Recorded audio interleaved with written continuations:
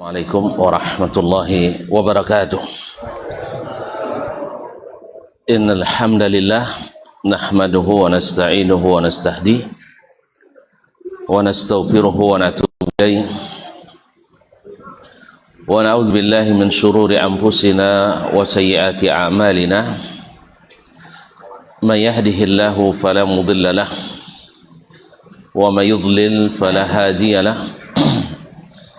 Asyhadu an la ilaha illallah wahdahu la syarika lah wa asyhadu anna Muhammadan abduhu wa rasuluh la nabiyya wa la rasula ba'dah.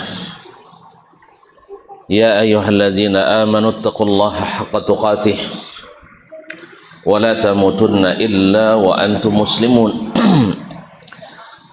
Ya ayyuhan nas ittaqu rabbakum alladhi khalaqakum min nafsin wahidah wa khalaqa minha zawjaha wa batha minhuma rijalan katsiran wa nisaa wattaqullaha alladhi tasaaluna bihi wal arham innallaha kana 'alaykum raqiba. Ya ayyuhalladzina amanu taqullaha wa qulu qawlan sadida yuslih lakum a'malakum wa yaghfir lakum dhunubakum wa man yuti'illaha wa rasulahu faqad faza fawzan 'azima. Amma ba'd, fa inna asdaqal hadithi kitabullah wa khairal hadi hadi Muhammadin sallallahu alaihi wasallam wa syarrul umuri muhdatsatuha wa kullu muhdatsatin bid'ah wa kullu bid'atin dalalah wa kullu dalalatin finnar. Kaum muslimin, kaum muslimat yang dirahmati Allah Subhanahu wa taala, alhamdulillah, bersyukur kita kepadanya di tempat yang mulia ini. Kita diizinkannya bersama-sama memuliakan diri dengan hadir karena Allah Subhanahu wa taala melaksanakan salah satu kebutuhan utama kita, yaitu salat maghrib dan insyaallah salat isya. Sambil menunggu waktu salat, kita isi dengan kegiatan yang insyaallah membuat kita semakin taat. Oleh itu kita bersyukur kepadanya dengan penuh harap mudah-mudahan Allah berkenan menerimanya dari kita. Salawat dan salam kepada baginda Nabi alaihi salatu wassalam yang telah menunjukkan jalan ini kepada kita, yang telah membentangkan syariat ini kepada kita sesuai dengan yang Allah inginkan dan yang Allah perintahkan, sehingga beliau dipanggil Allah SWT kembali kepadanya dalam keadaan pekerjaannya selesai dan syariatnya sudah sempurna dan Allah ridha. Seperti itulah agama yang diamalkan sepanjang masa. Al-yawma akmaltu lakum dinakum wa atmamtu alaikum ni'mati wa raditu lakumul islam madinah. Mudah-mudahan salawat dan salam kita berbuat syafaat pada hari kiamat nanti. Dan kita memang sangat membutuhkan segala macam syafaat. Dan yang paling bergembira, berbahagia mendapatkan syafaat Nabi pada hari kiamat adalah yang paling banyak kepadanya membaca salawat. Ma'asyiral kiram yang dirahmati Allah, tidak seperti biasanya pelajaran rutin kita melalui kitab Ar-Risalah. Pada kesempatan ini kita isi dengan kajian tematik yang berkaitan dengan qiyamu Ramadan. Ma'asyiral kiram dirahmati Allah, seperti yang kita maklum bersama bahwa orang-orang yang beriman dan bertakwa semakin dekat Ramadan hatinya semakin senang dan gembira, semakin mekar dan berbunga, karena di mata mereka Ramadan bukanlah beban atau tekanan, tetapi dia adalah hadiah dan anugerah yang diberikan. Dia bukan pekerjaan yang berat yang harus dikerjakan, tetapi dia adalah musim panen, musim menjaring keuntungan demi keuntungan. Sehingga bagi mereka Ramadan adalah musim yang dirindukan, bukan musim yang dikhawatirkan. Bagi mereka jauh-jauh hari sebelumnya berdoa supaya disampaikan ke bulan Ramadan, dan setelah Ramadan mereka pun berdoa semoga amal-amalnya diterima oleh Allah Subhanahu wa taala. Seperti yang diriwayatkan dari Mu'alla ibn Fadl rahimahullah, kanu yad'una Allah sittata ashhurin ayyuballighahum Ramadan. Mereka 6 bulan lamanya berdoa semoga disampaikan ke bulan Ramadan. Wa kanu yad'una Allah sittata ashhurin ayyataqabbala minhum Ramadan. Dan 6 bulan setelahnya mereka pun berdoa semoga diterima amalnya di bulan Ramadan. Berarti sepanjang tahun pikirannya terkait dan terpaut dengan bulan Ramadan. Itulah lahirnya sebuah hadis, kalau dinisbatkan ke Nabi menjadi hadis palsu, tapi dia adalah perkataan para ahli ibadah. Law alimal ibadu ma fi Ramadan latamannau an takuna as-sanatu kulluha Ramadan. Andainya seorang hamba-hamba itu tahu apa yang disimpan dan didapatkan di dalam bulan Ramadan, maka Allah maka mereka berkeinginan, berangan-angan sepanjang tahun itu adalah bulan Ramadan. Subhanallah, kaum muslimin dan muslimat yang dirahmati Allah. Apa gerangan dan kebaikan yang Allah janjikan di bulan Ramadan adalah pahala yang tanpa hingga dan bilangan. Kullu amal ibni Adam lahu. Seluruh amalan anak Adam itu untuknya.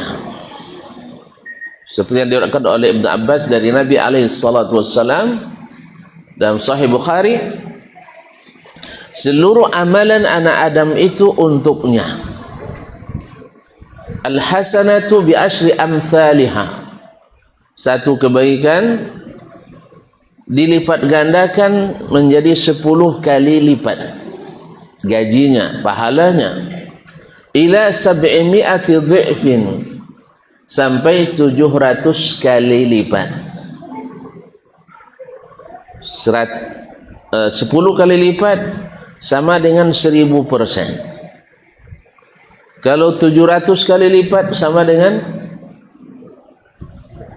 yang hitung nih saya, 70.000%. Di mana kita nak dapat keuntungan kalau bukan berhitung-hitungan dengan Allah tabaraka wa taala? Illa sauma, tapi Allah kecualikan, kecuali puasa. Kecuali puasa. Fa innahu li wa ana ajzi bihi.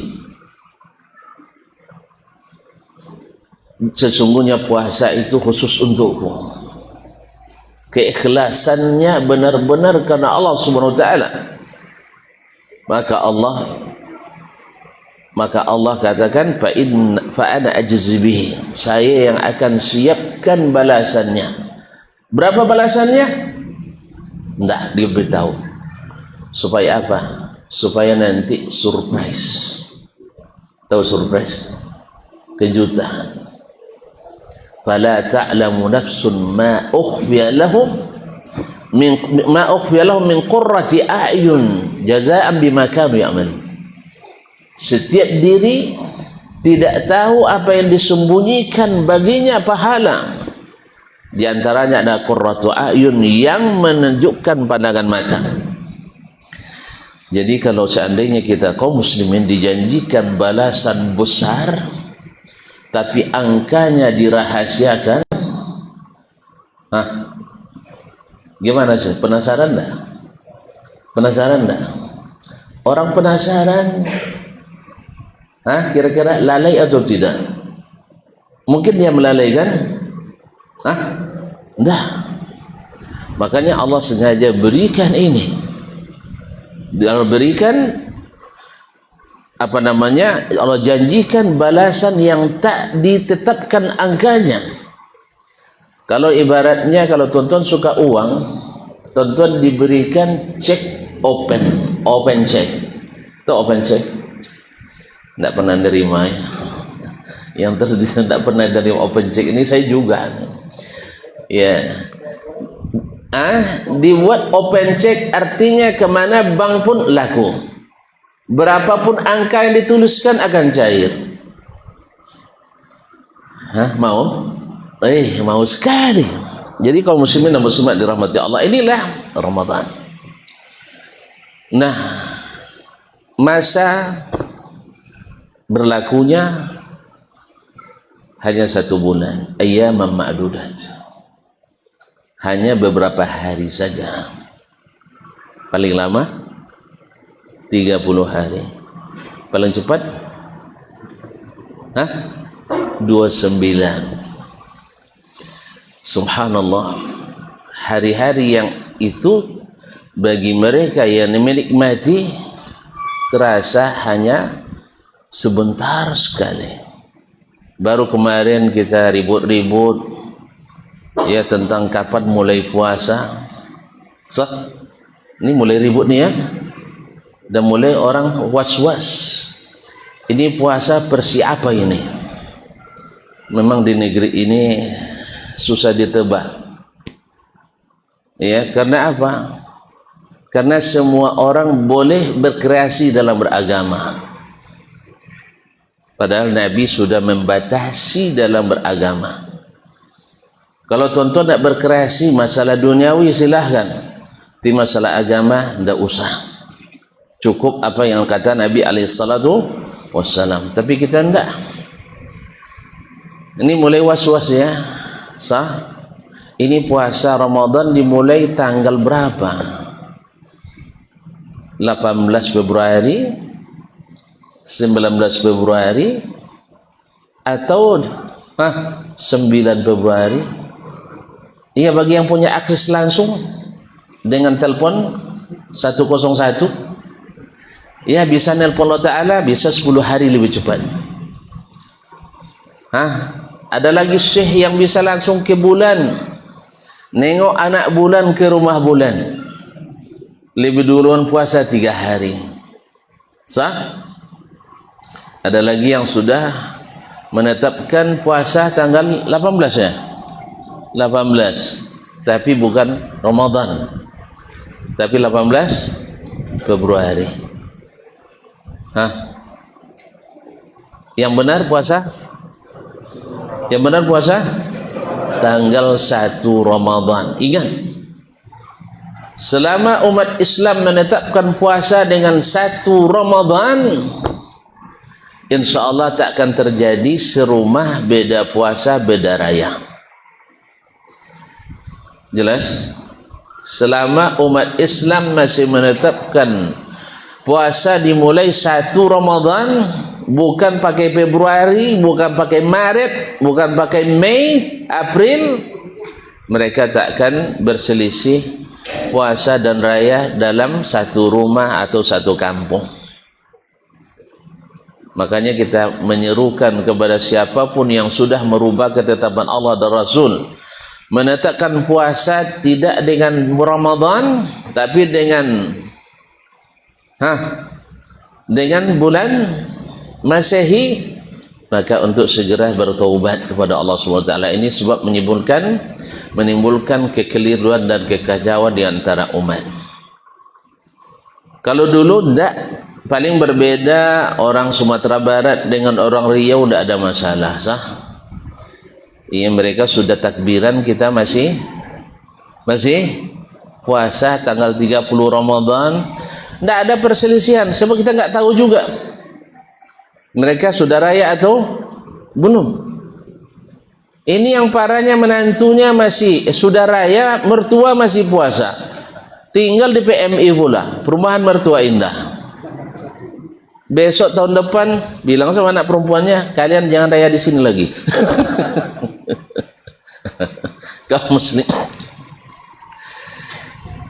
Jadi intinya kaum muslimin dan muslimat, bahwa hari puasa itu sangat sebentar.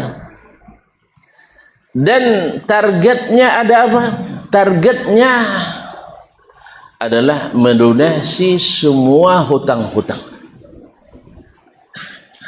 Melunasi semua hutang-hutang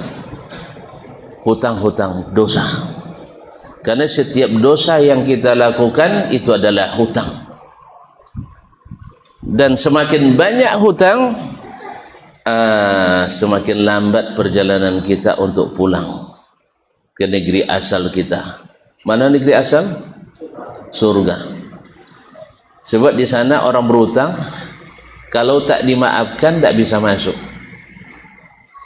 Makanya kalau tuan-tuan dapat Ramadan, maka kesempatan melunasi hutang-hutang itu. Apa buktinya?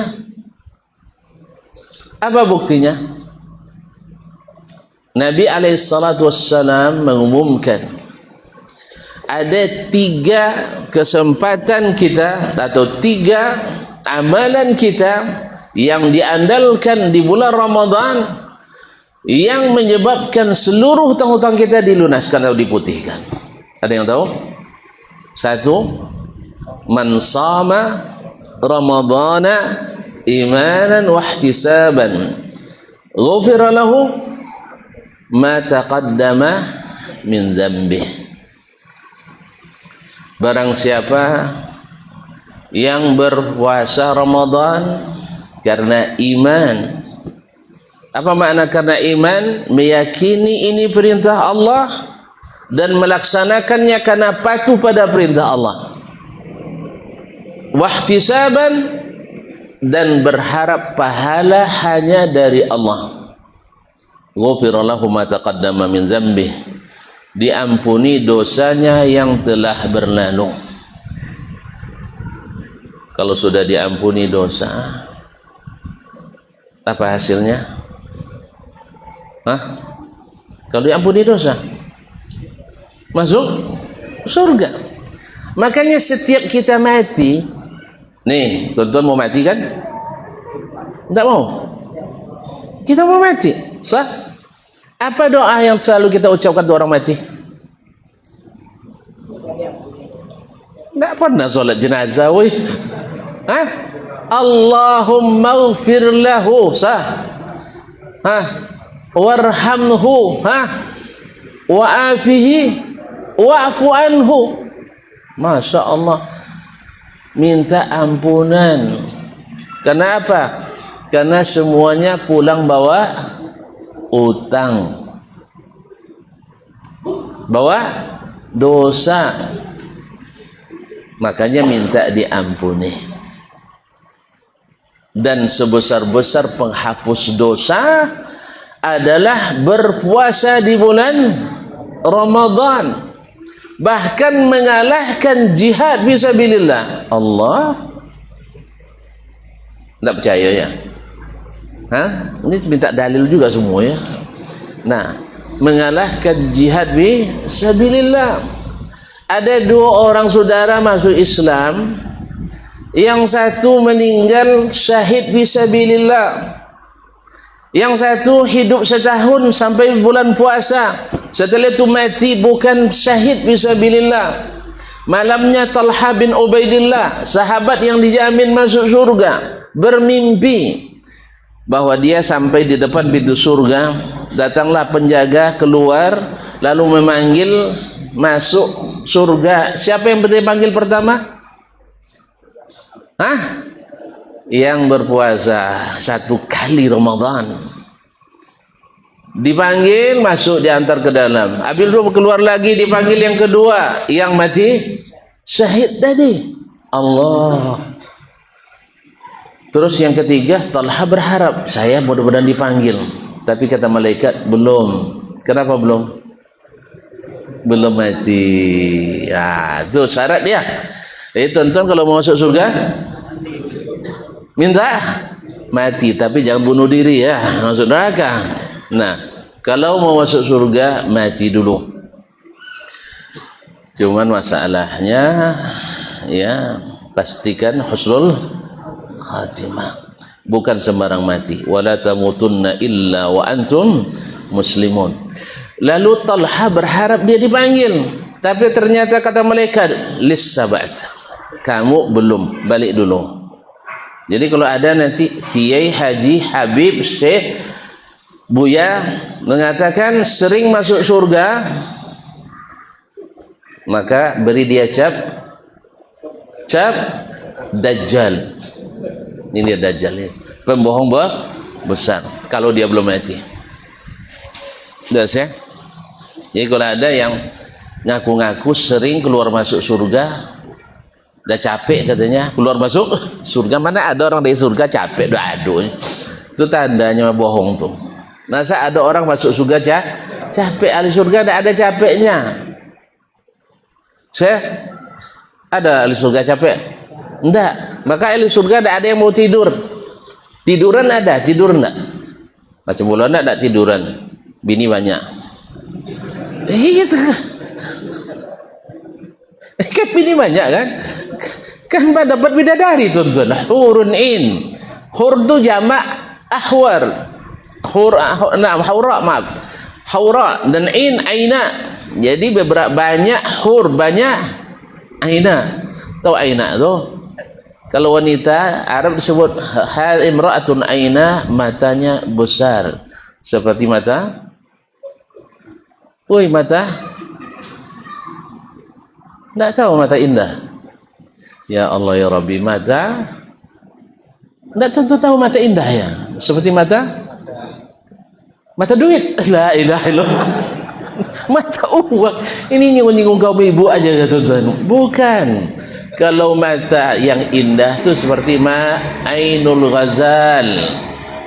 Apa Ghazal? Rusa. Tidak pernah nengok mata rusa. Ya Allah, makan rusa mau. Nengok matanya enggak.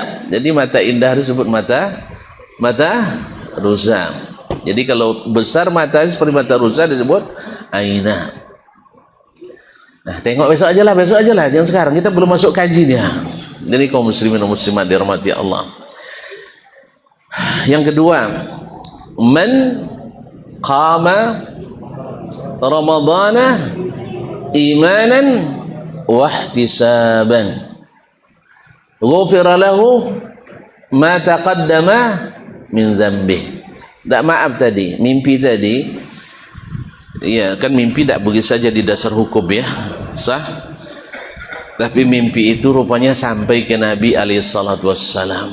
Diceritakan oleh Talha bin Ubaidillah, mereka pada terkaget-kaget. Masa yang mati biasa lebih dulu masuk surga dari yang mati syahid? Tentu jadi bahan cerita oleh Talha. Yang selama ini kita tahu orang mati syahid masuk surga tanpa hisab. Ini kalau lebih dulu yang ini. Akhirnya sampai ke Nabi alaihissalatu wassalam, ata'jabuna min dzalik? Kalian merasa heran dengan itu? Lalu Nabi jelaskan, alaysa qad shalla kadza wa kadza? Bukankah setelah saudaranya pergi meninggal, dia solat begini-begini banyaknya? Setahun berapa kali solat? Payah pulang hitung ya. Setahun berapa kali sholat? 5 kali 365. Mak 1700. Hah? 1775 ya? Ya lebih kurang segitulah ya. Sekian kali ya sholat. Tapi poin yang paling ditekankan oleh Nabi SAW, alaysa qad shaba Ramadan? Bukankah dia sudah puasa Ramadan? Makanya ketika Abu Umamah diutus berjihad oleh Nabi dengan pasukan, minta, ya Rasulullah doakan kami mati syahid. Kata Nabi, Allahumma ansurhum, ya Allah tolong mereka, menangkan mereka. Balik lagi dia sehat walafiat, menang. Besok diutus lagi, minta lagi, sampai 3 kali. Sampai 3 kali. Minta syahid, tak syahid juga. Jadi minta nasihat ke Rasulullah SAW, apa amalan yang buat saya cepat masuk surga? Kata Nabi,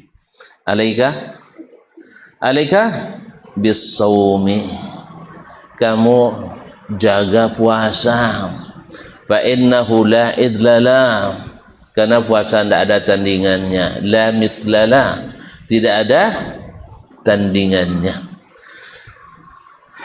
Makanya kesempatan menghapus dosa di bulan Ramadan ini puasanya. Yang kedua, man qama ramadhana imanan wa ihtisaban ghufira lahu ma taqaddama min dzambih. Siapa yang melakukan qiyamu Ramadan karena iman, sama juga, wahtisaban, dan ihtisab, karena iman, karena yakin itu perintah Allah. Ingat, yakin qiyam itu perintah Allah. Makanya segala amalan yang tak diyakini perintah Allah, sortir. Jelas ya? Oh, kadang-kadang jual limau dulu jeruk, dan sekarang jeruk Jumat itu terkenal pula ya. Nah, jadi di atas besar-besar, di tengah agak kecil, bawah amperanya. Sah? Akhirnya rusak harga yang di atas gara-gara yang di bawah. Apa salahnya besar sampai ke bawah? Paham? Oleh sebab itu, segala hal yang tidak diyakini atau diyakini tidak perintah Allah dalam qiyam Ramadan, dalam syiar Ramadan, buang saja.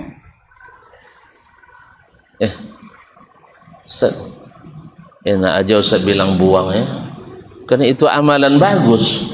Buya-buya yang buat, kiai-kiai yang karang, sah? Betul kan? Nah, katakan kiai dilarang mengarang, buya dilarang membuat buat. Sebab Nabi SAW ketika ada yang menambah amalan dari amalan beliau, dia katakan, saya lebih berilmu tentang Allah dari kalian, dan saya lebih bertakwa kepada Allah dari kalian. Apa makna lebih berilmu tentang Allah dari kalian? Tentu saja lebih mengenal Allah dari kalian, dan lebih tahu apa yang Allah inginkan saya amalkan dari kalian. Sahih? Dan lebih bertakwa. Apa makna lebih bertakwa? Apa makna takwa?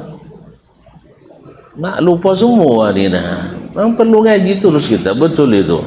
Takwa adalah melaksanakan perintah. Perintah siapa?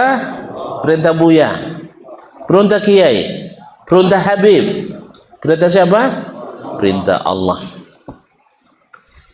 Jelas? Jadi saya lebih bertakwa, saya lebih melaksanakan perintah Allah. Oleh sebab itu, jangan cari dari selain petunjuk Nabi SAW, karena Nabi lah yang paling mengerjakan semua yang Allah perintahkan. Tidak ada yang ditinggalkannya. Ya, tak ada kebaikan yang mendekatkan kita kepada Allah kecuali Nabi sudah tunjukkan. Ma'asyiral kiram yang dirahmati Allah Subhanahu wa taala. Kemudian lebih meninggalkan larangan Allah. Nabi juga lebih tahu apa yang ditinggalkannya. Maka yang ditinggalkan Allah, ditinggalkan Nabi alaihi salatu wassalam, jangan coba-coba dibuat. Karena apa? Dia sengaja meninggalkannya karena Allah tidak menginginkannya atau tidak memerintahkannya. Jangan ditanya, mana dalil yang melarang? Kalau ada orang buat di zaman Nabi seperti itu, lalu tidak dilarang oleh Nabi, kita katakan iya, tidak dilarang oleh Nabi, berarti boleh dibuat. Tapi baru dibuat sekarang, baru di sini, di Radhatus Shalihin. Itu tanya pula dalil yang melarang. Memang turun wahyu sekarang? Memang turun wahyu sekarang? Enggak, terus tanya pula dalil yang melarang. Mau tahu dalil yang melarang adalah jangan mengada-ngada dalam agama, karena setiap yang diada-adakan adalah ditolak. Nah, man qama ramadhana imanan wa ihtisaban ghufira lahu ma taqaddama min dzambih. Ini menghidupkan qiyamu Ramadan sepanjang bulan atau sepanjang malam Ramadan. Ada yang lebih khusus dan lebih spesifik dan lebih surprise, lebih menjanjikan. Dan siapa yang menghidupkan setiap malam mesti mendapatkan. Siapa itu? Man qama lailatul qadri imanan wa ihtisaban ghufira lahu ma taqaddama min dzambih. Siapa yang menghidupkan malam Lailatul Qadri, maka dia imanan lagi wa ihtisaban, karena iman dan mengharap pahala hanya dari Allah, ghufira lahu ma taqaddama min dzambih, diampuni dosa-dosanya yang telah berlalu. Jadi kalau pulang dalam keadaan dosa diampuni, maka kita tinggal menikmati keuntungannya. Ibaratnya orang berdagang, ketika tutup buku dilihat catatan hutang, alhamdulillah bersih, tentu kembali ke saldo.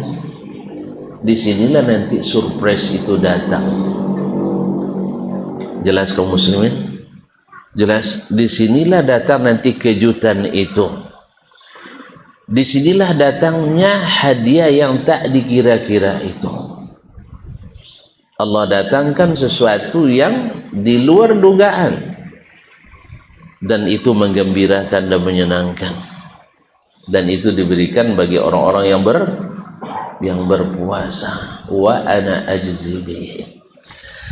Nah, di antara amalan andalan kita di bulan Ramadan ini adalah qiyamu Ramadan. Man qama ramadhana imanan wa ihtisaban. Kenapa pula dimulai dengan qiyam nih Ustaz? Kita belum berbicara tentang siyam. Bukankah tujuan utama kita adalah puasa?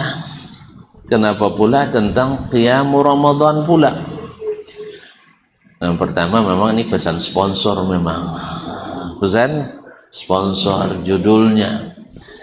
Yang kedua, sebelum puasa kita lebih dulu qiyam. Sah? Puasanya baru besok, malam ini kita sudah qiyam. Saya yakin besok di malam pertama kalau ada kajian santapan rohani Ramadan, ada? Tidak ada ya? Ya. Tapi tidak bid'ah kan? Ya kalau bid'ah besok tidak ada jadwal Ramadan. Nah, ma'asyiral kiram yang dirahmati Allah SWT, kita dimulai dengan malam pertama. Kapan malam pertamanya? Tanggal berapa? Tanggal 1 Ramadan. Mumtaz. Ya, 1 Ramadan. Bagaimana cara mengetahui 1 Ramadan? Nelpon Allah? Hah? Atau syekh dikirim ke rumah bulan? Hah? Atau dengan menghitung-hitung? Hah? Yaitu dengan melihat-lihat. Tahayyun, yaitu yataharra, yaitu menunggu-nunggu, melihat dengan ru'yatul hilal, dengan menyaksikan hilal, terbitnya bulan di ufuk barat. Alhamdulillah, di seluruh negeri Islam sejak dulu sampai hari ini dilakukan hal seperti ini dan tidak sama sekali membebani. Bahkan sebagian pegawai menyenangi karena ada amprah gaji. Iya, jadi jangan dipotong-potong itu. Contoh kalau pakai coret-coret nanti itu dihilangkan, berapa ribu orang kehilangan pekerjaan. Saya tidak setuju. Dah, biarkanlah mereka dapat penghasilan pula tambahan menjelang datang bulan Ramadan karena menjalankan sunnah Nabi. Ya harus kita apresiasi. Ini sebagian karena ingin berhemat. Tidak, berhemat bukan di situ. Berjihad perlu biaya, maka infakkan dalam jihad fisabilillah. Menuntut ilmu perlu biaya, berapapun infakkan di situ. Menegakkan syiar perlu biaya, tegakkan di situ. Ikan buat petang megang banyak habis untuk negat hilal, tidak mau tuntun. Ada petang megang orang, atau berdua dia tebal. Beli menjelang Ramadan, laki-laki perempuan campur baur, solat entah tidak. Auzubillah. Iya, balimo apa namanya? Balimo? Nah. Ya, kadang solat tak peduli. Dibuat pula acara bunyi-bunyi. Di situ pula habis dana. Kalau berhemat itu dihilangkan. Kalau penghematan, jangan menghilangkan sunnah Nabi alaihi salatu wassalam. Jelas ya? Jelas? Tunggu dengan melihat hilal. Dan itu sunnah yang takkan pernah hilang sampai akhir masa, insyaallah. Kalau nak menyatukan umat, satukan dengan ini, dengan sunnah Nabi alaihi salatu wassalam. Dunia sudah maju, iya, tapi tidak meninggalkan apa yang disunahkan oleh Nabi alaihi salatu wassalam. Ma'asyiral kiram dirahmati Allah. Qiyam Ramadan. Qiyam artinya adalah berdiri atau bangun atau menghidupkan. Menghidupkan tentu biasanya waktu malam itu kan rata-rata orang kan mati, itu tidur. Dulu lepas Isya langsung tidur. Sekarang di bulan Ramadan enggak, langsung qiyam. Maka dinamakanlah dengan qiyamu al-lail atau qiyamu Ramadan, yaitu menghidupkan malam-malam Ramadan. Dimulai di malam pertama. Apa hasilnya? Apa manfaatnya? Tadi menghapus dosa dosa yang telah berlalu. Habis waktu. Kita belum masuk ke tema kok langsung habis waktu. Masih? Ini harus ini politik panitia aja harus cepat pendek nampaknya. Udah masuk waktu? Tuh azan dulu. Nak nanti aja. Iyalah, azanlah dulu. Berarti harus dipendek-pendekin nanti.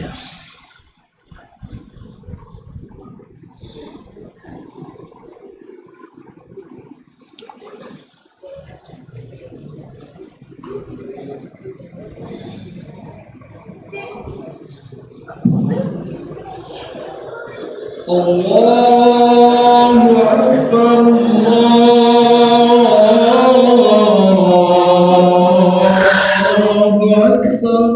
Allah berallah. Allahu Akbar,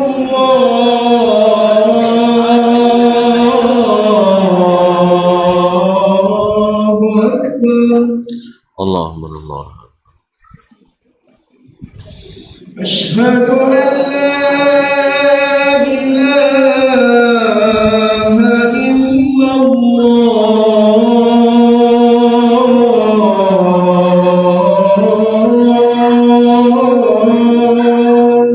أشهد أن لا أشهد أن لا إله إلا الله.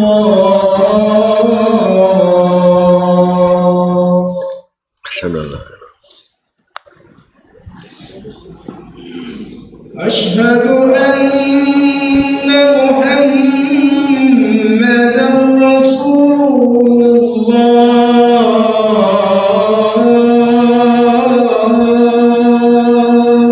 أشهد أن أشهد أن محمدا رسول الله.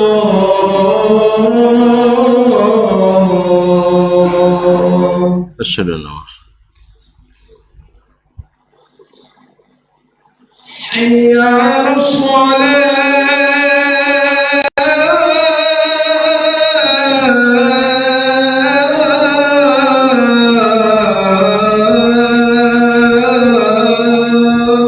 لا حول ولا قوة. حي على الصلاة.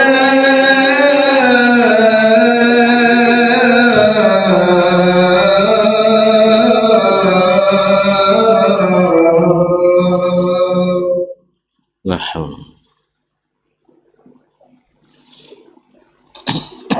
حي على الصلاة.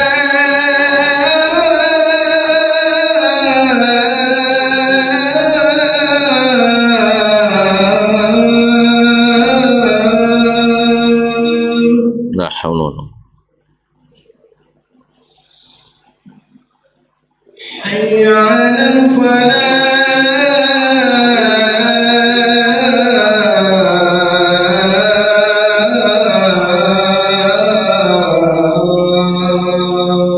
لا حول ولا قوة. الله أكبر الله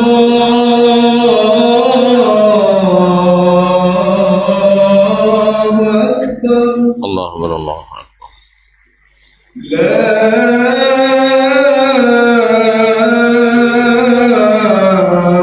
إله إلا الله.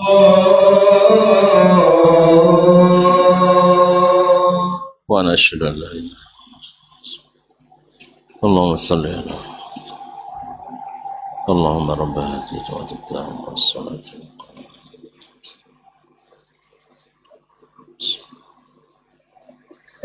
Baik, kaum muslimin, kaum muslimat dirahmati Allah SWT. Nah, pertama tentang fadilat qiyam Ramadan sudah kita sebutkan secara ringkas, yaitu mendapatkan apa?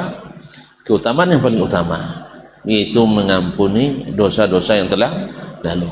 Kemudian Allah siapkan balasan yang tidak disebutkan sekarang. Fala ta'lamu nafsun ma ukhfiya lahum min qurrati a'yun. Tidak disebutkan, disembunyikan Allah SWT untuk surprise kita nanti. Nah, qiyamu al-lail atau qiyam Ramadan dimulai kapan? Qiyamul lail itu waktunya kapan?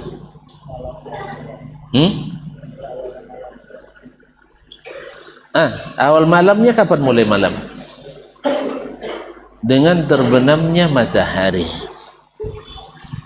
Seluruh amal yang dilakukan sejak terbenamnya matahari tanggal 1 Ramadan.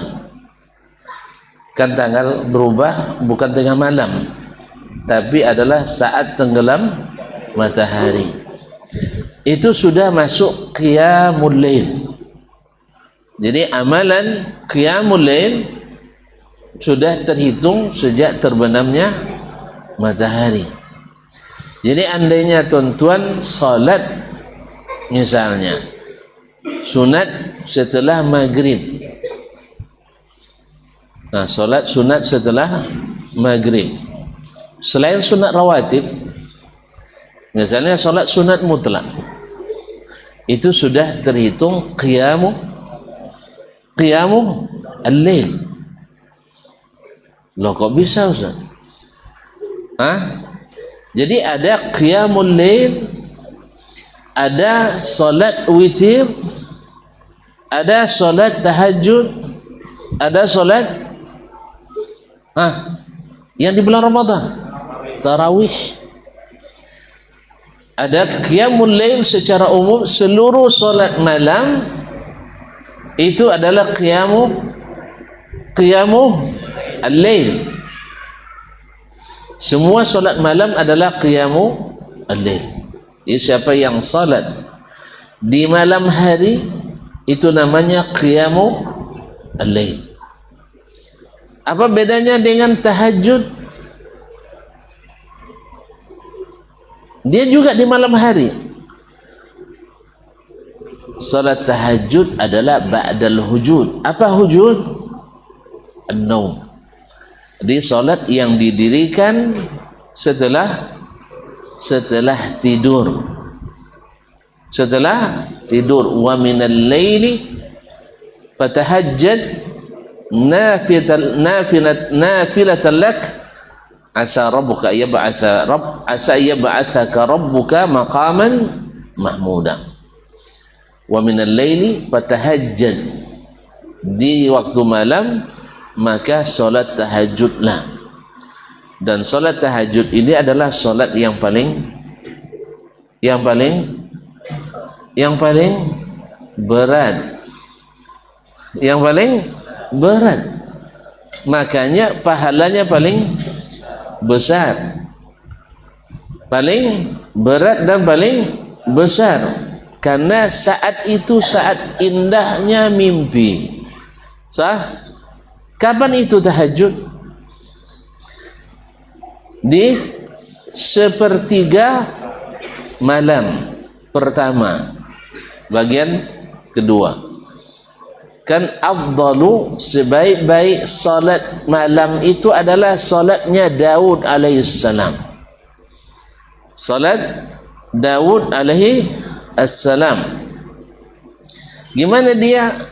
Nama ila nisfil laili, beliau tidur sampai setengah malam. Kemudian thumma qama sudusahu, kemudian dia salat di 1/6 kayak begini ya. Ayo kita hitung ya. Kita anggap tenggelam matahari jam 6. Kemudian terbit matahari jam 6. Berarti malam berapa jam? 12. Tengah malam 6 jam sah? Nah, tidur dia selepas Isya sampai jam 12. Kemudian bagian kedua malam bagi 3. Bagi 3 berarti jam berapa? Jam 12 sampai jam 2. Ini 1/6 dari seluruh malam. Sah?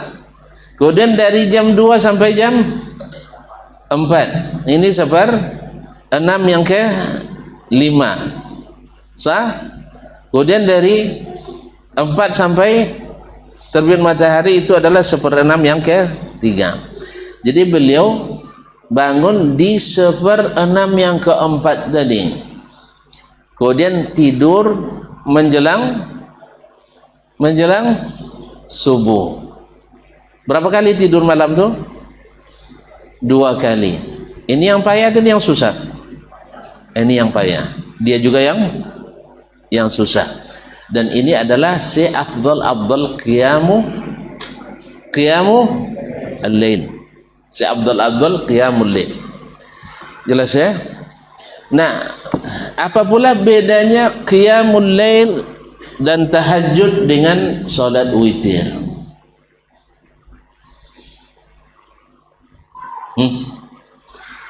Solat witir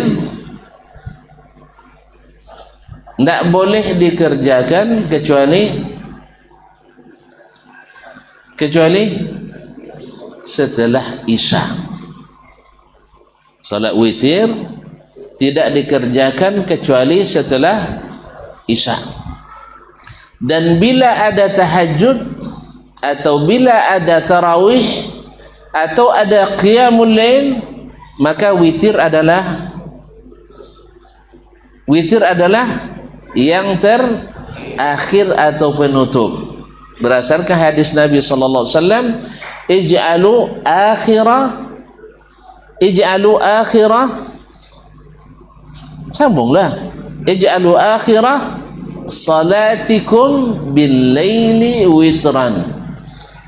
Jadikanlah salat terakhir kalian di waktu malam adalah salat witir. Artinya baik di Ramadan atau tidak di bulan Ramadan, salat malam terakhir adalah salat witir. Salat malam terakhir adalah salat witir. Bila seseorang di malam itu melakukan salat tarawih, maka witirnya tak boleh dilakukan kecuali setelah salat tarawih. Dan bila seseorang di malam itu salat qiyamul lail tapi tidak tarawih, tidak salat tarawih, maka juga harus salat witir yang terakhir. Ada orang yang di Ramadan qiyamul lail tapi tidak salat tarawih. Apa dia mandang-mandang nampak kan? Ada enggak orang di bulan Ramadan dia tetap salat malam qiyamul Ramadan tetapi tidak salat tarawih? Enggak ada. Gimana? Enggak tahu tapi ada, gimana? Yaitu seseorang salatnya sendiri, misalnya di rumahnya salat dia di waktu malam tetapi tidak berjamaah. Itu namanya qiyamul al-lail. Karena dia dilakukan di bulan Ramadan, namanya qiyamul Ramadan.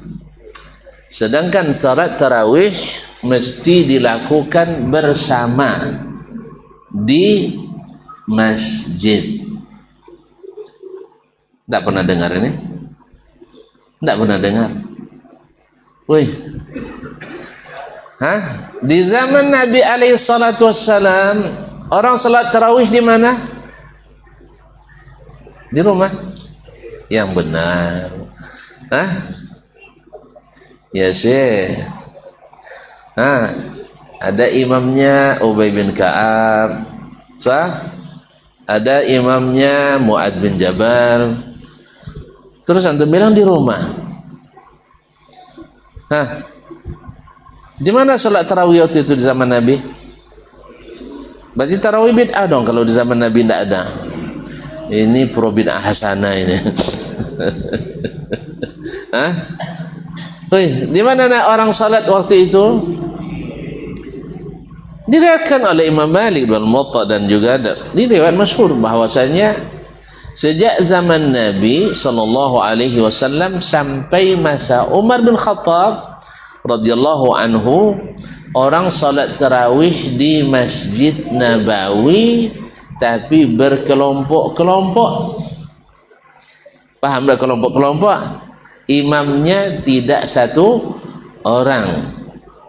Berarti kalau seandainya kita buat sekarang, orang solat berjamaah 4 imam di sana, satu kelompok sini kelompok, boleh apa enggak? Sunnah apa tidak? Wih. Boleh apa tidak? Boleh, tapi pengurus tidak boleh kan? Boleh pengurus? Tidak, jadi pengurus tidak boleh kan? Awak tinggal seberapa ekor aja, berapa orangnya, besok bagi-bagi pula kan? Nah, pada awalnya dulu di zaman Nabi alaihissalam, mereka solat tarawih berkelompok-kelompok, diimami oleh imam masing-masing. Kecuali 2 atau 3 malam Nabi alaihissalam keluar jadi imam. Nah, ketika Nabi jadi imam, apakah kelompok-kelompok itu masih juga solat kelompok mereka? Nah, itu mazhab Nabi sana, ini mazhab gitu. Gimana mereka solat? Semuanya solat mengikut Nabi sallallahu alaihi wasallam. Jadi kalau sudah Nabi yang datang, tidak ada lagi mazhab, paham? Paham tak? Makanya dulu sebelum Arab Saudi berkuasa di Jazirah Arab, dulu imam orang sholat di Ka'bah itu 4 mazhab bergantian. Mazhab yang paling tua dulu mazhab Hanafi, sholat asar dulu. Selesai mereka sholat, masuk jemaah Maliki. Selesai Maliki masuk jemaah Syafi'i. Selesai Syafi'i masuk Hambali. Sah tak solatnya? Sah apa tak? Sah. Kan boleh aja kan? Sah solatnya. Baik. Tapi setelah Arab Saudi yang berkuasa, maka mereka kembalikan ke seperti di zaman Nabi alaihissalatu wassalam. Jadi satu imam. Kalau sempat terlambat dikembalikan, tu sebanyak ini orang sekarang datang ke sana, bisa ndak ganti sip itu ya? Wih, terbayang tuh ganti sip tuh? Habis pasti ongi orang tuh.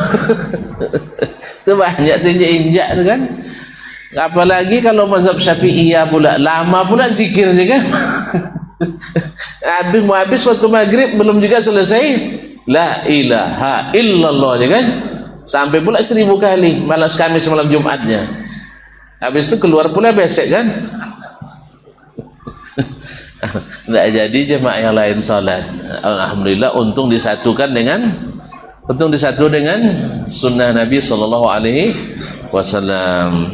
Jadi semoga Allah jaga negeri tersebut dengan sunnah, dengan Al-Quran dan sunnah Nabi alaihissalatu wassalam. Nah, Nabi SAW solat tarawih dengan para sahabat dari selepas Isya sampai menjelang subuh. Sampai kata perawi Anas mengatakan hatta makidna nudrikul khair, sampai-sampai kami hampir tak bisa sahur. Itu untung sahur mereka pakai kurma dan air. Kalau sempat bikin rendang dulu, ayolah jadi sarapan pagi jadinya. Jadi untung mereka, apalagi kalau merokok pula anda bakal selesai sahur, tidak puasa jadinya. Untung sahurnya kurma. Jadi hampir tidak dapat sahur. Itu solat di malam pertama bersama Nabi sallallahu alaihi wasallam. Malam kedua Nabi keluar lagi, semakin banyak jemaah. Karena yang luput malam tadi dapat berita lebih cepat, lebih awal mereka datang. Akhirnya melimpah masjid. Lalu Nabi alaihissalam solat bersama mereka sampai tengah malam saja. Ibaratnya nanti jam 8.30 atau setengah 9 selesai Isya, mulai tarawih sampai jam 12. Mak risau, tuan-tuan nampak ada enggak? Iya, tapi sahabat setelah Nabi salam dan ditutup dengan witir, sahabat pada datang ke Nabi alaihissalatu wassalam, semacam apa ya, menunjukkan keberatannya. Ya Rasulullah, laula nafaltana baqiyata lailatina hadhihi. Ya Rasul, kenapa tidak lanjutkan sampai seperti malam?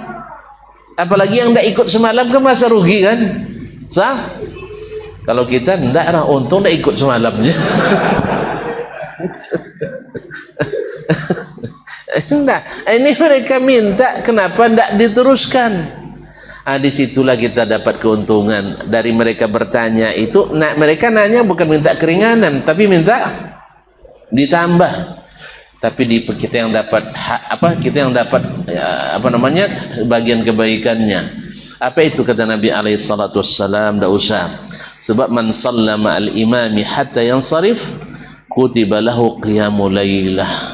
Siapa yang salat bersama imam sampai selesai, maka dituliskan baginya pahala salat semalam suntuk. Allah. Ramadan lagi ya. Ramadan lagi. Salat bersama imam sampai selesai, maka dapat pahala semalam suntuk. Kaum muslimin dan muslimat dirahmati Allah Subhanahu wa taala. Jadi ada berapa solat tadi di Ramadan ni? Terlupa lagi. Ada solat qiyamul lail secara umum dari terbenam matahari sampai menjelang subuh. Itu semua solat dinamakan qiyamul laili. Apa bernamanya? Jelas? Nah, yang kedua salat tarawih. Kapan waktu tarawih? Lepas maghrib atau lepas zuhur? Kan kabarnya sudah ada tarawih baru sekarang. Ya, daripada semuanya kan Allah musta'an, nauzubillah ya. Mungkin orang salat tarawihnya di malam hari semua, nanti sibuk malaikat mencatat katanya. Makanya mereka buat salat tarawih di siang hari. Kreativitas. Ya, memang kreativitas yang tidak berguna banyak sekali di negeri Konohan. Jadi kaum muslimin dan muslimat dirahmati Allah, salat siang. Nah, tarawih kapan waktunya? Lepas isya sampai subuh. Yang betul paling sampai jam 9. Waktunya terbentang. Nah, itu maksudnya waktu terbentang dari lepas isya sampai menjelang subuh. Boleh enggak salat tarawih sebelum isya? Tidak boleh. Sah? Tidak boleh kan? Baik. Ini salat yang kedua, dan ini khusus di bulan Ramadan dan dikerjakan berjamaah di masjid. Dan dia adalah syiar. Karena dia syiar, para ulama mengatakan mana yang lebih afdal, seseorang solat sendiri qiyamul Ramadan, nanti tahajud di akhir malam, atau dia ikut berjamaah dengan kaum muslimin di dalam solat tarawih. Mana lebih afdal? Lebih afdal solat bersama imam. Lebih afdal salat bersama imam, karena ini adalah syiar di bulan Ramadan yang harus dihidupkan oleh kita bersama. Apalagi kalau seandainya kehadiran kita dibutuhkan untuk menyemangati bahkan mengimami jemaah salat tarawih. Makanya dijanjikan oleh Nabi alaihi salatu wassalam salat bersama imam sampai selesai seperti salat semalaman. Salat ketiga, apa namanya tadi? Salat tahajud. Kapan dilakukan? Yaitu setelah tidur. Dan seafdal-afdalnya adalah di bagian 1/6 tadi. Ya. Itu namanya salat tahajud. Dan salat tahajud boleh berjamaah dan boleh sendiri. Sebagaimana witir boleh berjamaah, boleh sendiri. Tapi kalau salat tarawih mesti berjamaah. Nah, kaum muslimin kaum muslimat dirahmati Allah Subhanahu wa taala. Salat di ketika yang keempat. Witir. Kapan masuknya waktu witir? Sama dengan salat tahajud, iya, sama dengan salat tarawih, yaitu lepas isya. Cuma dia muqayyad, dia itu terikat. Kalau salat malam kan bebas mutlak, tapi kalau salat witir muqayyad, mesti jadi penutup, mesti jadi salat penutup. Berdasarkan hadis Nabi, ij'alu akhira salatikum bil laili witran. Taib. Berarti yang boleh berjamaah dilakukan ada berapa? 3. Tarawih, tahajud, witir. Yang wajib berjamaah berapa? 1. Yang wajib berjamaah itu 1, yaitu salat tarawih. Naam. Yang boleh berjamaah ada 3. Tarawih, tahajud, witir. Baik. Bila seseorang tertidur di malam harinya lalu tidak sempat melakukan qiyamul lail. Berapa macam tadi qiyamul lailnya? 4 ya, dari salat ya. Salat ya ada 4. Nah, boleh enggak diqadha di siang hari? Boleh. Semuanya? Salah. Yang boleh diqadha hanya salat witir. Yang boleh diqadha hanya salat witir. Sedangkan yang lain tidak boleh diqadha. Itu pun kalau diqadha, sebagian ulama mengatakan walaupun niatnya qadha witir, tapi tetap digenapkan di rakaat terakhirnya.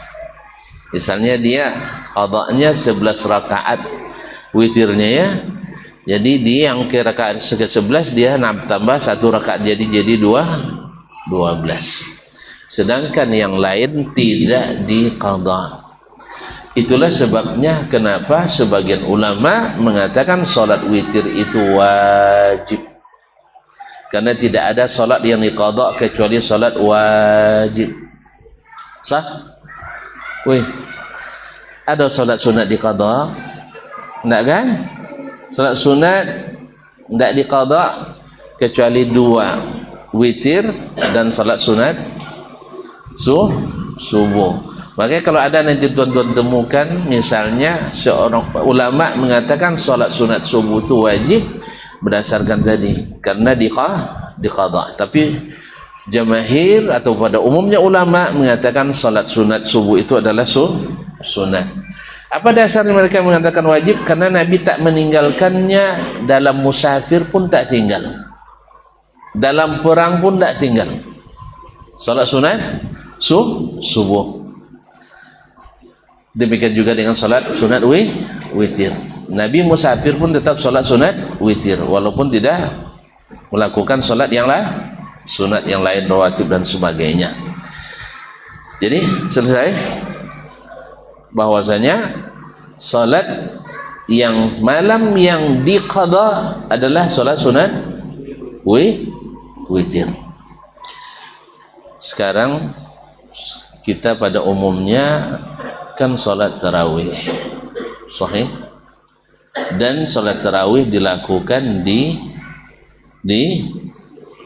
masjid,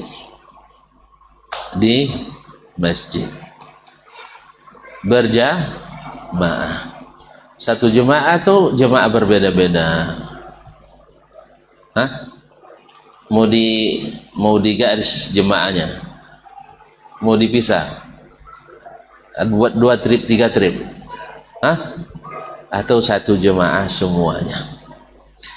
Nah, sekarang kita salat bersama imam sampai selesai. Pertama, berapa rakaat kita salat? Salat tarawih. Salat tarawih dia masuk salat malam atau bukan? Masuk salat malam. Dalam hadis riwayat Imam An-Nasai dan Imam Ahmad, Nabi SAW mengatakan salatul laili masna masna.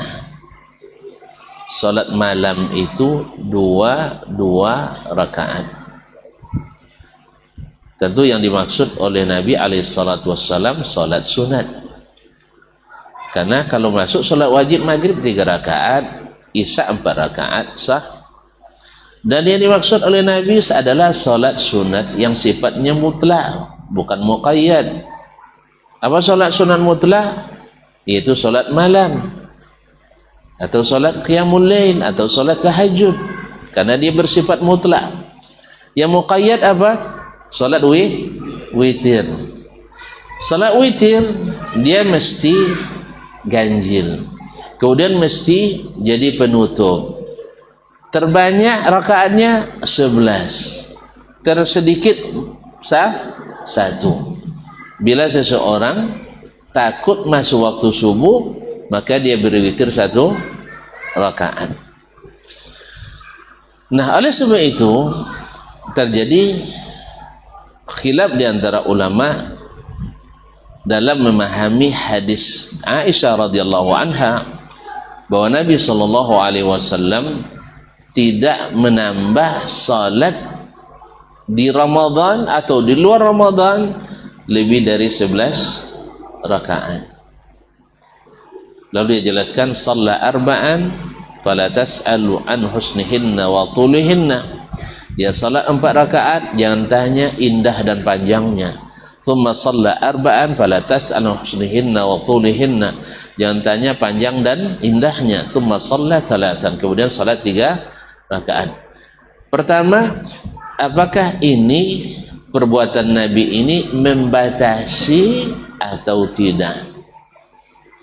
Yang kedua, kalau dia membatasi, pertama, apakah yang dimaksud di sini salat malam yang sifatnya mutlak atau yang sifatnya muqayyad?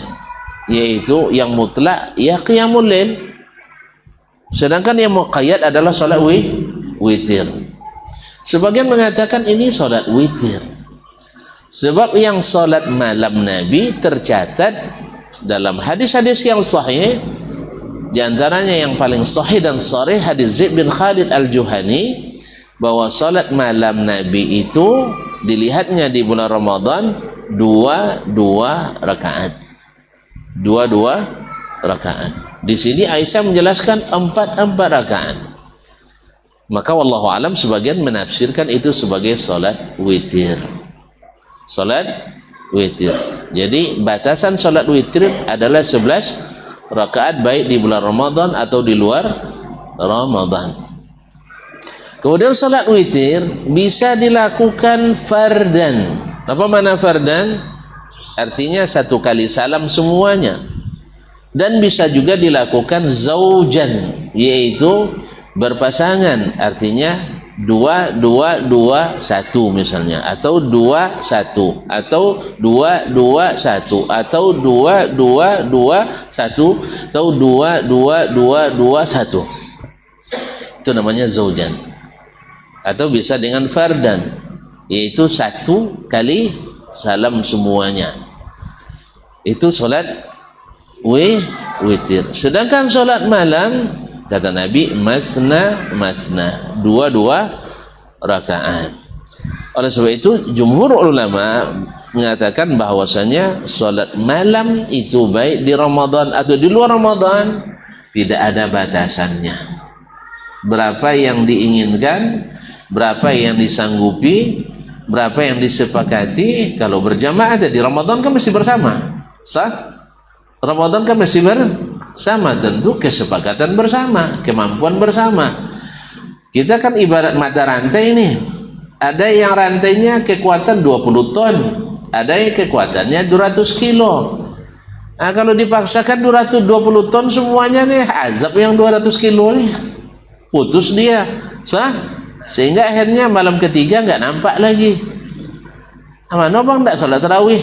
Deh, bongkak kaki malam tadi ini. Apa panjang sekali katanya? Berapa panjang? Sehalaman serakaat. Sehalaman tuh kita udah panjang tuh. Dan nengok-nengok apa sebab? Karena biasa di sholat biasa subuh aja inna ataina. Yang panjang la ilaha illallah setelah sholatnya panjang sampai nyerang siang. Tapi sholatnya pendek. Itulah akibatnya, karena sebelum subuh dah banyak yang dibaca, setelah subuh banyak pula yang dibaca bersama, akhirnya sholatnya tinggal sedikit bagiannya. Padahal sholat subuh itu ya sekitar 35 ayat sampai 50 ayat dari satu rakaat. Nah, sama juga dengan sholat tarawih, mereka itu minimal satu rakaat 50 ayat. Kalau kita 5 ayat sudah kepanjangan ya Ustaz ya. Nah, jadi memang harus disesuaikan juga dengan kondisi jemaah. Nah, makanya secara berangsur berpasti tahun ini 1,5 halaman, tahun besok 2 halaman, tahun besok 2,5 halaman, terus akhirnya jadi tak terasa 20 halaman satu rakaat. Satu malam, bukan satu rakaat, satu malam. Nah, jadi berangsur. Nah, tapi kalau langsung tahun pertama la ilaha illallah mentang-mentang ngaji kan. Nah, jadi berangsur. Nah, kita sudah sampai berapa halaman serakaat? Atau semalam sudah berapa? 1 juz? Sudah? Belum? Ya, sesuaikan dulu, karena memang ada yang kekuatan 20 ada, tapi yang kekuatan 200 kilo masih banyak. Nah, jadi sesuaikanlah insyaallah taala. Ma'asyiral kiram dirahmati Allah. Jadi dua. Berapa mampunya? Kalau mampu 10 atau 8, kemudian ditutup dengan witir 3, insyaallah sah. Artinya fadilat. Yang kedua, kalau sanggup lebih panjang lagi 20 boleh. Cuman jangan ngejar rekor muri. Ya 20 rakaat 7 menit setengah. Kalau itu tidak usah. Nah, karena yang dikejar bukan rekor, tapi dikejar adalah pahala yang tak terhingga tadi. Jadi Syekhul Islam Taimiyah menyebutkan, andainya jemaah itu ingin ayatnya panjang dengan rakaat sedikit, maka dilakukan rakaatnya sedikit, ayatnya panjang. Atau ingin dengan ayat pendek, rakaatnya banyak, supaya jangan terlalu lama berdiri, apalagi sudah musim asam urat bangkit misal. Nah, jadi sebab itu diperpendek berdirinya, makanya ayatnya misalnya kalau 20 bisa jadi setengah halaman per rakaat. Tapi kalau seandainya 10 berarti 1 halaman 1 rakaat misalnya. Ini tergantung bagaimana yang diinginkan. Ini makanya salat malam itu bersifat mutlak kecuali witirnya. Nah, oleh sebab itu kaum muslimin dan muslimat dirahmati Allah, dan berapapun, dan itu kan kemampuan kita, mudah-mudahan dengan keikhlasan yang sangat tinggi Allah hargai dengan yang lebih tinggi. Karena kadang-kadang sedikit tapi keikhlasan besar dan tinggi Allah hargai tinggi. Nah, tentu saja berlaku juga ajruka ala qadri nasabik, pahala yang kau dapatkan sesuai tingkat kesulitan yang kau alami. Nah, tadi sudah disebutkan bahwasanya siapa yang sholat bersama imam sampai selesai ditulis pahala sholat semalam suntuk. Dan kita sudah sebutkan pula mana yang lebih afdal, seseorang sholat sendiri di 1/3 malam terakhir, kemudian atau sholat tarawih bersama jemaah kaum muslimin. Wallahu alam, bersama kaum muslimin lebih afdal daripada sholat sendiri. Kenapa? Karena tarawih ini sekali setahun, hanya sebulan. Sedangkan solat malam sendiri itu bisa dilakukan sepanjang tahun. Walaupun wallahu alam, sebagian ulama menyebutkan solat malam dengan makna qiyamul lail atau tahajud tidak ada penenganan mesti rutin setiap malam. Paham saya? Tapi kalau qiyamul lail secara umum witir ditekankan harus ada setiap malam. Paham ya? Istilah tahajud tidak mesti setiap malam. Tapi kalau bisa silahkan. Tapi pada umumnya yang dianjurkan adalah qiyamul al-lail, yaitu salat malam. Makanya witir sangat ditekankan oleh Nabi alaihi salatu wassalam, ij'alu akhir salatikum bil-laili witran. Dan Nabi bahkan mewasiatkan kepada sahabat, diantaranya Abu Hurairah, supaya witir dilakukan menjelang tidur. Sebab Abu Hurairah, karena beliau adalah penghafal hadis dan belajar, makanya sering terlambat tidur. Makanya disuruh oleh Nabi supaya salat witir menjelang tidur. Nah, bagi kita pemula, seperti yang disebutkan oleh para ulama, ya, kalau memang solat malam itu bukan masalah ringan. Abdullah bin Mubarak, seorang ulama besar yang zuhud dan kaya raya, masya Allah, zuhud tapi kaya. Syekh, tahu nak penghasilannya setahun? Mau tahu? Ya, kita hitung. Kekayaannya, hasil usahanya setiap tahun tuh antara 100.000 sampai 200.000 dinar. Nah, Ji, sedinar berapa, Ji? Saya kasih 100 saja dulu, 100.000. Hah? 1 dinar berapa tuh? Ada yang tahu ya? 1 gram emas berapa? Tak tahu juga. Lama tak ngasih istri nampaknya. Hah? 1 dinar?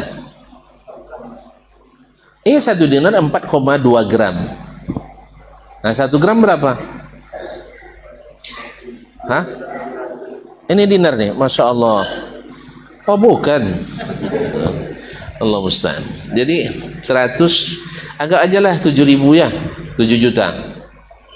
Berarti penghasilannya 700 miliar per tahun. Kaya apa enggak ya? Coba yang punya penghasilan 700 miliar per tahun, angkat tangan, woi. Ini Ramadan dekat nih, saya nak ajukan proposal. Hah? Tapi hampir-hampir beliau tak berzakat. Ada mulai marah nampaknya. Kenapa? Karena duitnya habis, sehingga di waktu jatuh tempo tidak ada lagi tersisa. Oi, tolong enggak? Nah, itulah. Jadi infaknya di mana-mana terserah. Dia membiayai orang penuntut ilmu, membiayai para ustadz masyayikh. Fudail bin Iyad dia yang tanggung, Sufyan bin Ats-Tsauri dia yang tanggung, Pak Jon. Dia Al-Auza'i dia yang tanggung kehidupan mereka. Standar bukan PMK, PMK, UMK ya, bukan standar UMK, tapi standar di atas, menengah ke atas. Dia belanja itu para penuntut ilmu dan sebagainya. Jadi kaum muslimin dan muslimat, makanya habis kekayaannya. Tahun dia berjihad, tahun ini besok dia haji, dan haji selalu menghajikan orang satu kecamatan. Hah? Itu tidak habis tuh. Wih, tidak habis. Ya, kalau bersedekah, pernah waktu pergi haji, ada janda punya anak kan, 4 orang, minta sedekah sama beliau. Tanya di pertengahan jalan, tanya sama keraninya, berapa tinggal uang kita? Ada sekitar 1.000 dinar. 1.000 dinar berapa tadi? 7 miliar. Ya lama ya 7 miliar. Banyak enggak? Banyak kan? Nah, ginilah, kalau kita balik ke kampung, tidak jadi pergi haji, berapa perlu? Perlu dana 30 dinar. Sisakan 30 dinar itu, kita tidak jadi haji, karena belum jauh dari kampungnya. Dan 970 dinar itu kasih sama ibu itu. Ibu tuh jadi janda. Wih, mau nikah enggak? Ini begitu sedekahnya. Kalau kita dikasih 50.000 aja dah masuk konferensi pers tuh ya, membantu sang janda. Sah? La haula wala quwwata. Makanya dituntut sama janda tuh. Iya, jadi kaum muslimin. Begitulah beliau. Jadi beliau mengatakan, jahadtu nafsi 20 sana liqiyamil lail. Saya 20 tahun memaksa diri untuk qiyamul lail. Belum terasa ringannya. Setelah itu baru 20 tahun setelahnya, 20 tahun pula saya menikmatinya. Jadi wajar. Berat kan? Makanya witir itu dibolehkan setelah isya, dah boleh witir. Bagi yang memulai-mulai nak solat malam misalnya, mulai dulu lepas isya witir. Nanti ditingkatkan lebih afdal daripadanya menjelang tidur. Nanti coba pula bangun di sepertiga terakhir menjelang subuh.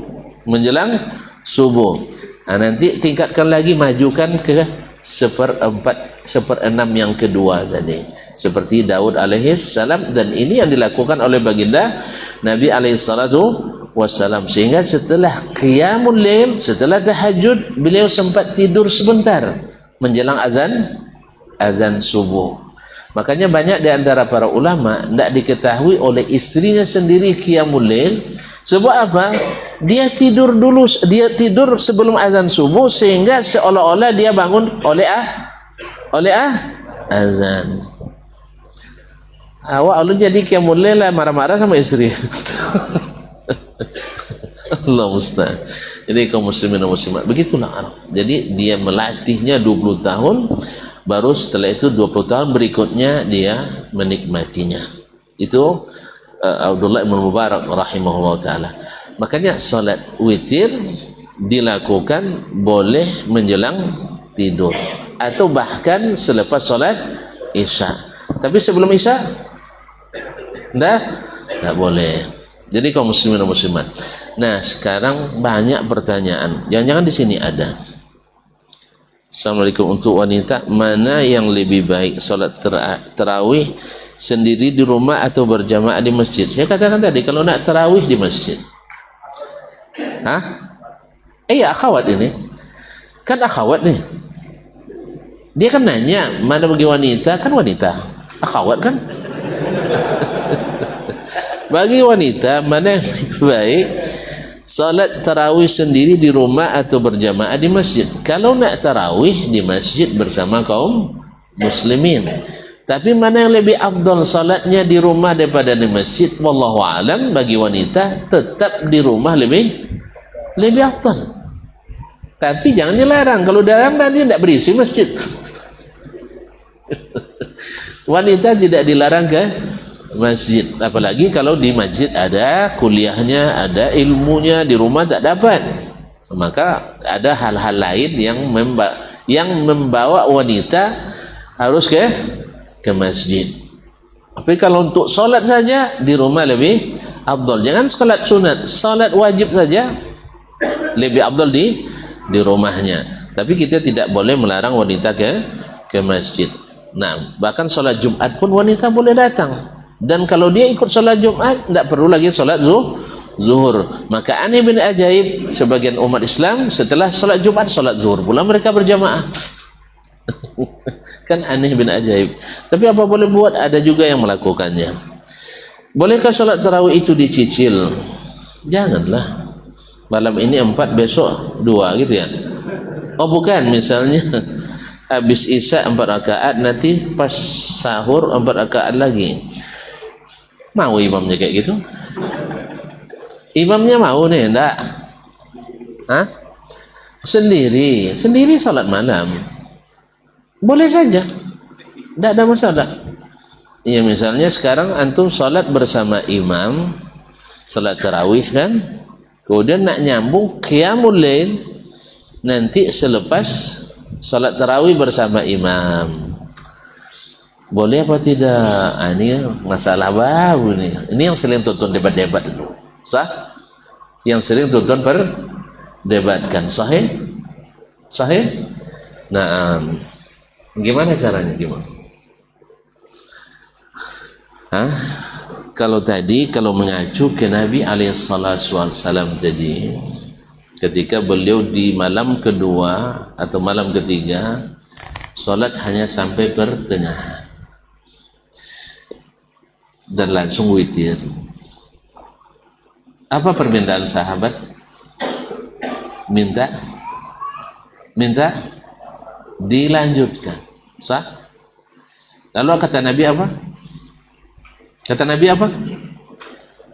Tadi sudah dibilang, baru aja dia lupa lagi. Siapa yang sholat bersama imam sampai selesai, pahalanya sholat sampai subuh, sah? Wallahu alam, zahirnya ini menunjukkan, wallahu alam ya. Di sini para ulama berbeda-beda dia. Wallahu alam, saya memahami bahwasanya keinginan menambah itu sudah terakomodir dengan sholat bersama imam tadi. Kan tonton cari pahala kan? Ingin nambah kan? Sekarang yang ditambah itu sudah include dengan sholat bersama imam tadi. Maka wallahu alam tidak perlu lagi. Tetapi wallahu alam, sebagian ulama bahkan di kalangan sahabat ada mereka yang juga sholat selepas sholat bersama kaum muslimin, yaitu ada yang menambah setelah sholat witir bersama imam tadi.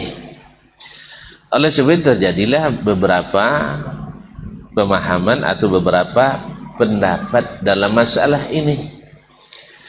Pertama, karena kalau sholat lagi setelah witir bersama imam, berarti kan ada sholat setelah sholat witir, dan ini bertentangan dengan hadis Nabi SAW, ij'alu akhira salatikum bil laili witran. Jadikanlah salat kalian terakhir di waktu malam itu salat witir. Cuman permasalahannya ada lagi hadis dalam Sahih Muslim bahwasanya dari Aisyah radhiyallahu anha sabit pula bahwa Nabi alaihi salatu wassalam setelah salat witir salat 2 rakaat sebelum subuh. Salat sunat 2 rakaat sebelum subuh. Ini yang menjadi pintu bagi sebagian ulama yang mengatakan boleh salat lagi selepas salat witir. Dan ini diamalkan dulu oleh sahabat besar seperti Ubay bin Ka'ab radhiyallahu taala anhu. Ketika salat tarawih, imam kalau beliau tidak sebelum witir dia memisahkan diri. Jadi ada 2 versi. Yang pertama adalah sebelum witir maka dia meninggalkan salat bersama imam. Paham tak? Imam witir, dia tidak witir. Salat terakhir kalian mesti salat witir. Dia memang witir salat terakhirnya. Yang kedua, dia tak mesti mengulang witir lagi seperti versi kedua nanti, ya, yang bertentangan dengan pula hadis la witrani bilailah, tak boleh 2 witir dalam semalam. Oleh sebab itu siapa yang ingin nak menambah lagi di akhir malam dan itu bisa dia pastikan dia terbangun, maka dia tidak witir bersama imam. Tetapi kekurangannya satu, bila dia tidak terbangun atau tidak sempat, hilang pahala semalam suntuk. Sah? Yang kedua, Karena dia tidak sampai selesai dengan imam, maka juga kehilangan pahala sholat sampai semalam suntuk.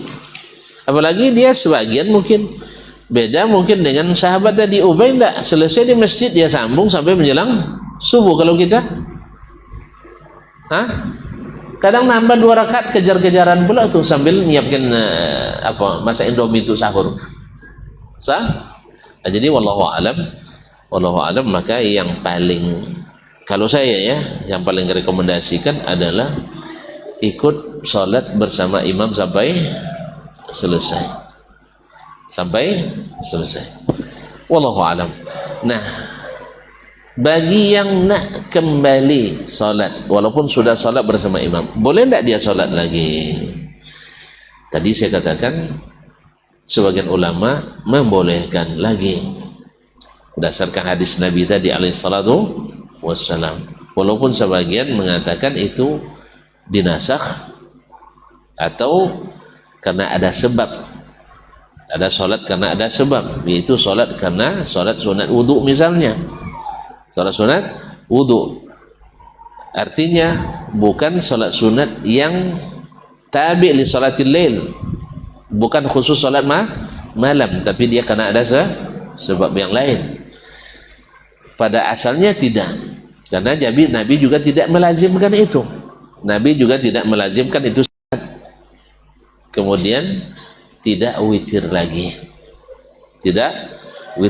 karena tadi sudah witir bersama imam. Terus gimana dengan hadis Nabi? Jadikan sholat terakhir kalian di waktu malam adalah sholat witir.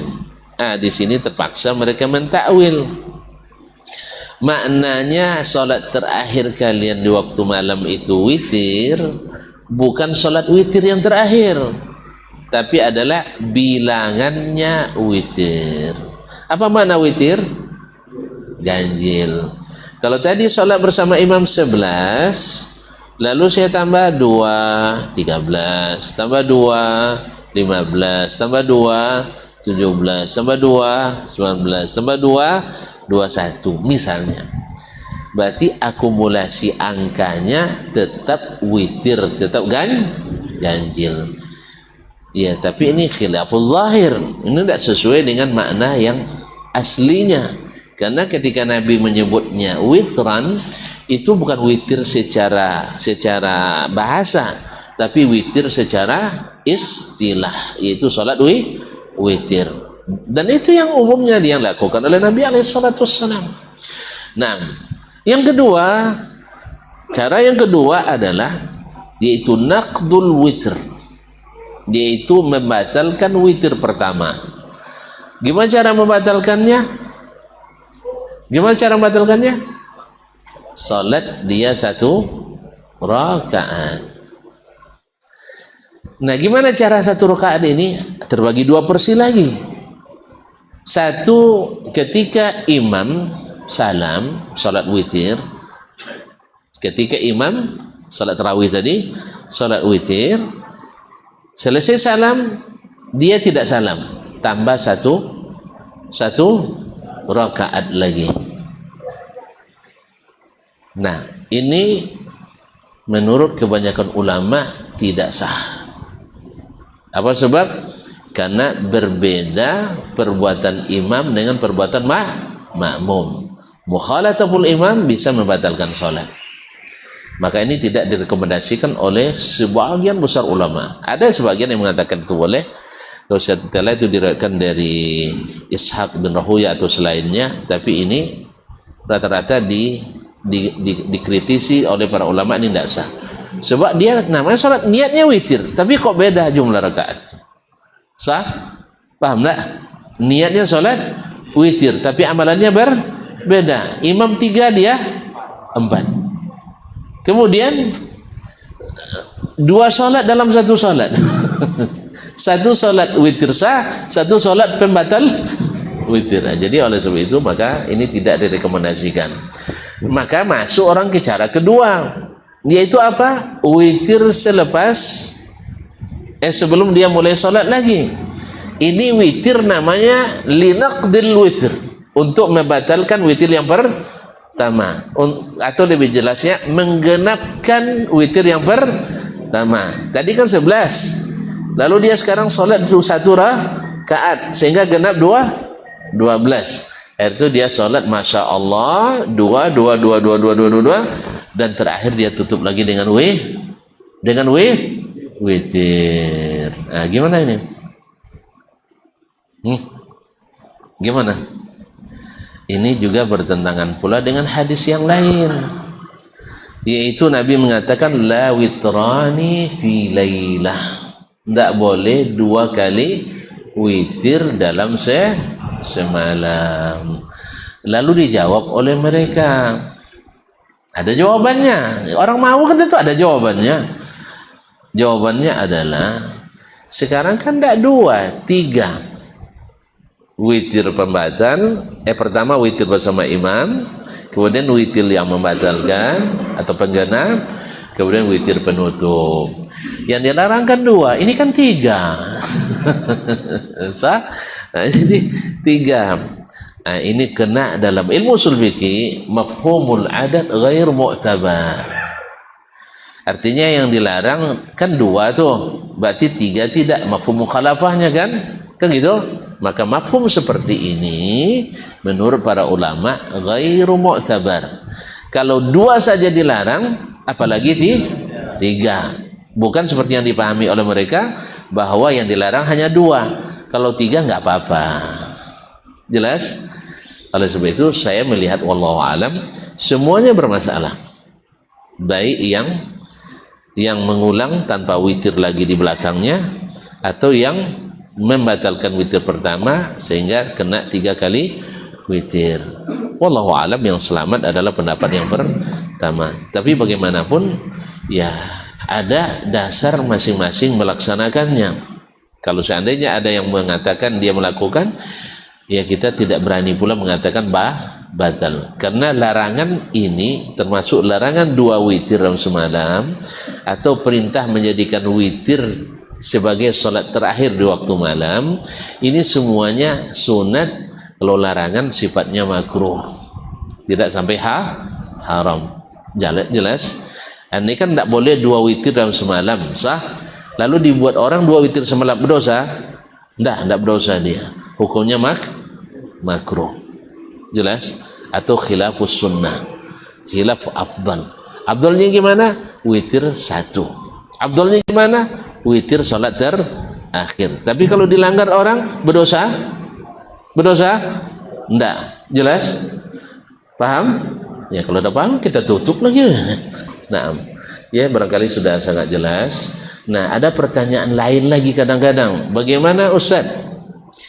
Kami di masjid misalnya karena ingin nanti di 10 malam terakhir ya imamnya tidak witir di trip pertama. Sahih? Nah, kalau memang itu kesepakatan jemaah semuanya, ada yang mau, ya sekiranya tidak apa-apa. Nanti witirnya di belakang. Nah, diakhirkan. Ini sama-sama dengan pertanyaan boleh dicicil atau tidak. Itulah maknanya sholat tarawih itu. Tarawih itu adalah santai.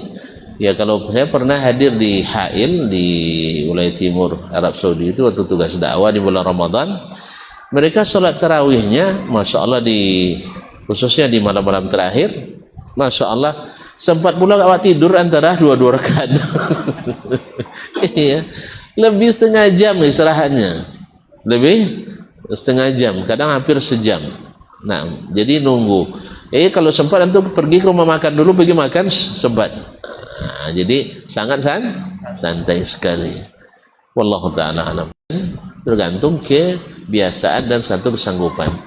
Wallahu ta'ala alam. Terima kasih dan mohon maaf. Sampai ada pertanyaan lagi? Udah jelas kan? Alhamdulillah. Terima kasih. Wallahu ta'ala alam. Wa sallallahu ala nabiyina Muhammad wa sallam. Wassalamualaikum warahmatullahi wabarakatuh.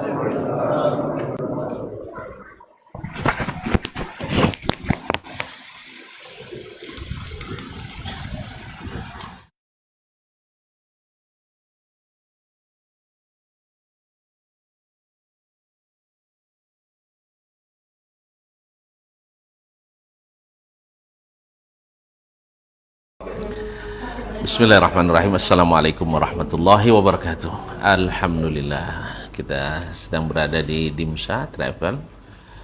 InsyaAllah ada yang mau ikut di awal Ramadan tanggal 19 Februari 2026.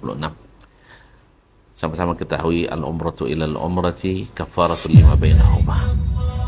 Dari satu umrah ke umrah yang lain menghapus dosa di antara keduanya.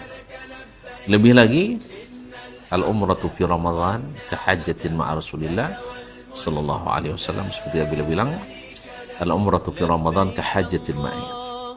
Umrah pada bulan Ramadan adalah sama dengan haji bersama saya. Insyaallah kita berharap kepada Allah SWT mudah-mudahan diberikan taufik bersama kita melaksanakan dan meraih kebahagiaan ibadah yang nyaman ini. Mudah-mudahan bermanfaat di dunia dan akhirat. Wassalamualaikum warahmatullahi wabarakatuh.